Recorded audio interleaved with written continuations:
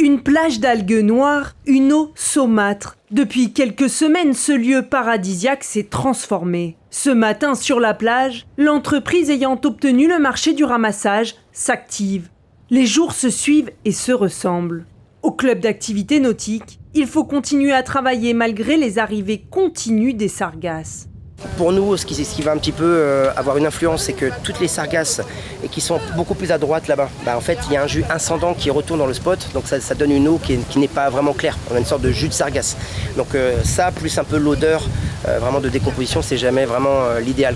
Dans la baie de Cul-de-Sac, cet après-midi, les machines sont à l'arrêt. La faute à la marée basse qui complique un peu plus le ramassage.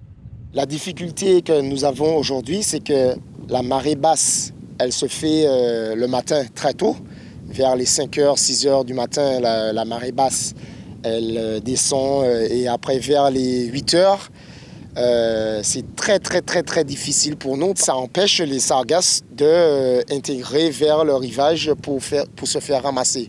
Ces premiers échouages massifs arrivent plus tôt que les années précédentes. Mais la collectivité se dit prête. Le nouveau marché de ramassage a d'ailleurs pris effet au 1er juillet. Et si la population a l'impression que les sargasses s'entassent sur les plages, la collectivité souhaite rassurer. On essaie de collecter en mer le plus possible pour éviter d'embarquer du sable. Et puis on laisse les sargasses 48 heures, 72 heures maximum sur site pour qu'elles perdent de l'eau. Parce qu'il faut prendre conscience du fait que dans la mesure où depuis janvier 23, on évacue tout à la décharge, il y a un coût pour la collectivité de mise en décharge. Alors il s'agit d'éviter d'y mettre trop d'eau de mer, donc on laisse les sargasses ressuer et perdre de l'eau. Mais le nombre de tas qu'on voit, ça témoigne surtout du nombre de la collecte hyper efficiente qui est en cours, même si ça multiplie les rotations de camions pour l'évacuation à la décharge. Là, ce qu'on a décidé de faire en début de semaine, c'est de réduire le délai de reçuage jusqu'à 48 heures et pas à 72, parce que comme il y a vraiment beaucoup de sargasses en mer et qu'elles commencent à se décomposer en mer, on essaie d'éviter les émanations de gaz. Mais effectivement, il y a énormément de sargasses.